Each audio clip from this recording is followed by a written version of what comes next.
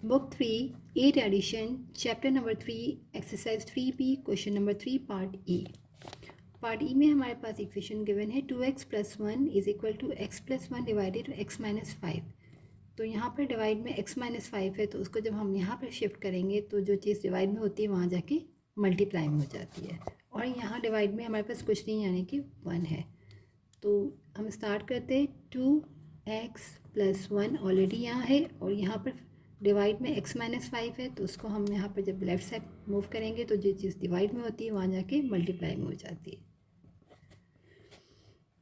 तो हमारी fraction form यहाँ से अब हट गई है। अब हम उसको क्या करेंगे, सॉल्व करेंगे, दो ब्रैकेट्स को मल्टीप्लाई करेंगे। दो ब्रैकेट्स को हम किस तरह मल्टीप्लाई करते हैं कि फर्स्ट ब्रैकेट को हम ब्रेक कर देते हैं, पहले 2x को पूरे ब्रैकेट से मल्टीप्लाई करते हैं, फिर 1 को पूरे ब्रैकेट से।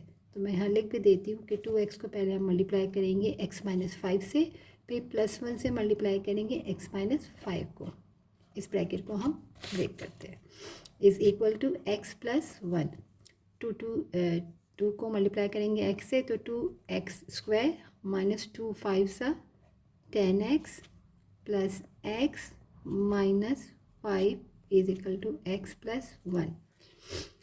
2x² 10 में से 1 गया तो -9x - 5, और जो राइट साइड पे है उसको भी लेफ़्ट पे मूव करेंगे, तो यहाँ +x है, यहाँ माइनस हो जाएगा, और यहाँ +1 है तो यहाँ -1 इज इक्वल टू 0। जब हम साइड चेंज करते हैं तो प्लस से माइनस, माइनस से प्लस, और मल्टीप्लाई से डिवाइड, और डिवाइड से मल्टीप्लाई।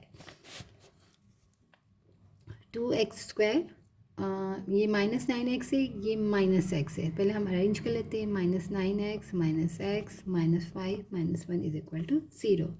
2x² -9x और -x तो -10x -5 और -1 -6, क्योंकि माइनस इंटू माइनस प्लस होता है, साइन माइनस की लगती है। अब यहाँ हमारे पास है 2x² -10x -6। अब हम क्या करेंगे, इसको सॉल्व करेंगे कंप्लीटिंग स्क्वायर मेथड से। तो सबसे पहला हमारा स्टेप क्या होता है, यहाँ हमें 1 बनाना होता है। तो यहाँ पर 2 है, तो हम क्या करेंगे, पूरी इक्वेशन को 2 से डिवाइड करेंगे ताकि यहाँ पर 1 आ जाए। 2 से कटा तो यहाँ 1x² हो गया, और ये 2 1 2 2 5 10, तो -5x हो गया। तो यहाँ 2 1 2 2 3 6, यानी -3 इज इक्वल टू 0। यहाँ हमारा 1x² आ गया। सेकेंड स्टेप हमारे पास होता है कि कांस्टेंट टर्म को हम राइट साइड पे मूव करते हैं।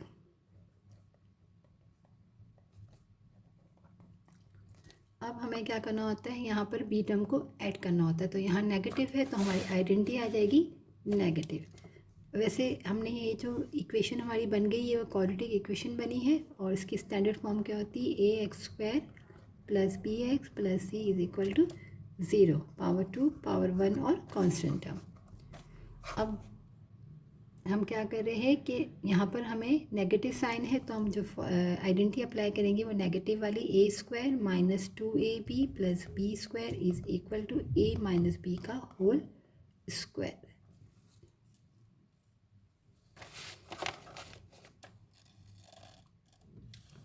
तो यहाँ पर हमारे पास दो टर्म है, यानी यहाँ तक है, तो 2ab, यानी इस टर्म में a भी हमारे पास है यानी x है, और हमारे पास b टर्म भी है। तो हम b टर्म इस तरह फाइंड करते हैं कि जो वेरिएबल हमारे पास जिसकी पावर 1 है, यानी कि यहाँ पर x की पावर 1 है, तो यहाँ पर जो भी नंबर होता है इसको हम क्या करते हैं, मल्टीप्लाई कराते हैं 1/2 से। तो इसमें हमारे पास 5 है, तो हमने 5 को मल्टीप्लाई कराया 1/2 से, तो हमारी जो b टर्म आई है वो आई है 5/2।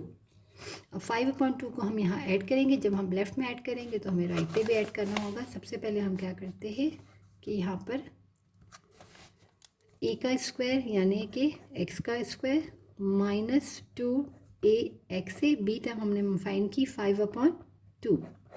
अब यहाँ तक तो हमारे पास इक्वेशन ऑलरेडी थी। अगर हम चेक कर ले जो हमने b टर्म निकाली वो सही है, 2 और 2 देखें तो यहाँ पर कैंसिल हो जाएंगे, तो यहाँ से 5x बचता है, यानी कि जो हमने b टर्म है फाइंड की है वो करेक्ट है। तो इसको हम यहाँ क्या करेंगे, ऐड करेंगे। हमने खुद से लेफ़्ट साइड पे बी टर्म को ऐड किया, तो जो काम हमने लेफ़्ट पे ऐड किया वही काम हम राइट पे भी ऐड करेंगे, 3 + 5/2 का होल स्क्वायर। क्योंकि जब भी कोई चीज़ हम क्वेश्चन में खुद से ऐड करते हैं तो साथ माइनस भी ज़रूरी है, क्योंकि यहाँ हमने ऐड किया है तो ये राइट साइड है। अगर मैं इसको यहाँ शिफ्ट करूँगी तो ये एक प्लस में और ये एक माइनस में जाएगा, दोनों आपस में कैंसिल हो जाएंगे। तो हमने खुद से क्वेश्चन में ये चीज़ ऐड की है बी टर्म को, तो हमने दोनों साइड पे ऐड किया। अब हम क्या करेंगे कि ये चीज़ हमारी बन गई है, अब हम उसको फॉर्मूले को जैसे क्लोज कर देंगे तो ए हमारे पास यहाँ पर क्या है एक्स है और बी टर्म हमारी 5/2 का होल स्क्वायर आ जाएगा। ए यानी एक्स माइनस 5/2 यानी कि बी का whole square is equal to, right side को हम सॉल्व कर लेते हैं, 3 + 5 का स्क्वायर 25, 2 का स्क्वायर 4। अब 3 को ऐड करना है 25/4 से, तो यहाँ पर फ्रैक्शन फॉर्म है तो यहाँ पे हमें एलसीएम फाइंड करना पड़ेगा। यहाँ पर कुछ नहीं यानी 1 है, मल्टीप्लाई किया 4 से, यहाँ भी मल्टीप्लाई कराया 4 से। 5/2 का होल स्क्वायर, एलसीएम हमारे पास आ गया है 4, 3 4 = 12 और 25। अब 25 और 12 को मैं ऐड करूँ तो बनेगा 37।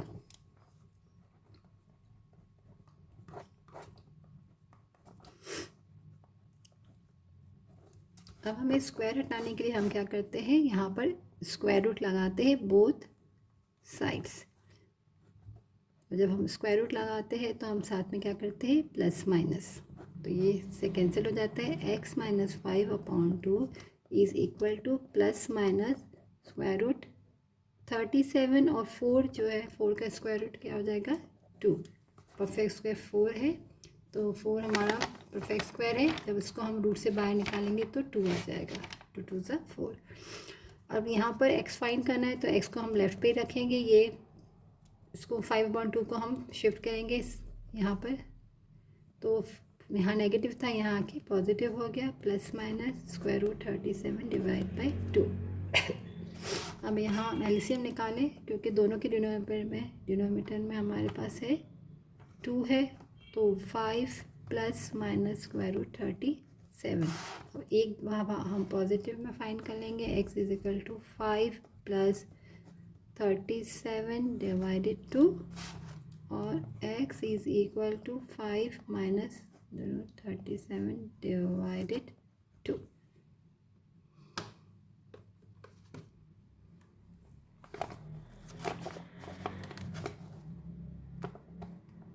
हमारे पास है 5 plus square root 37 divided 2।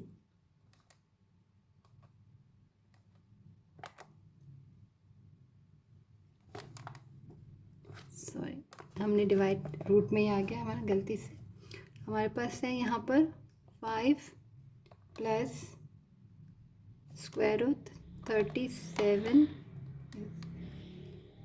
Equal to divided 2।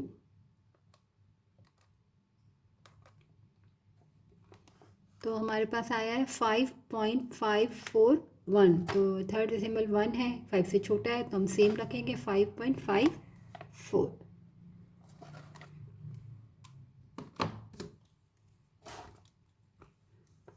x is equal to 5.54।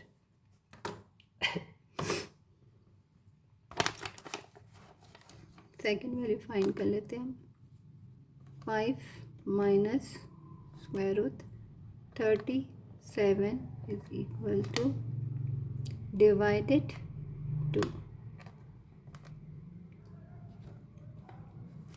0.-0.541 और 4 डेसिमल के हमारे पास 3 है तो सेम ही रहेगा, 5 से छोटा है तो हम लिखेंगे -0.541।